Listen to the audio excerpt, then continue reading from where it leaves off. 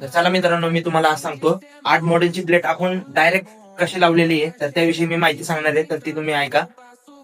तर बघू शकता तुम्ही, 8 मॉडेलची प्लेट आहे.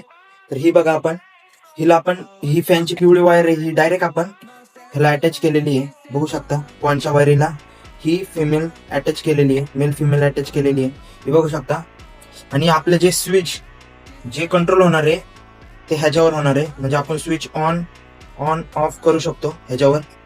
तर हे बघू शकता, हे सप्लाय आहे, जो आपला फेज आहे. त्या 3 वायरी दिसतात, हे इथे जॉईंट केलेले आहेत आपण. बघू शकता हा जो सप्लाय हा खालच्या टर्मिनलला टाकलेला आहे. बघू शकता ही लाईन आहे, ह्याच्या खालच्या टर्मिनलला टाकलेला आहे आपण. आणि ही पॉईंटची वायर आहे, जो सिलिंगचा पॉईंट दिसतोय तो सिलिंगचा पॉईंट ह्याच्यावर आहे मित्रांनो. आणि हे आपला L2L आहे, वरच्या टर्मिनलला टाकलाय.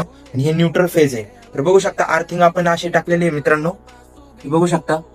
तर चला मित्रांनो, अशाच माहितीसाठी आपल्या युट्यूब चॅनलला आणि इंस्टाग्राम चॅनलला फॉलो आणि सबस्क्राईब करायला विसरू नका. तर टेक केअर मित्रांनो.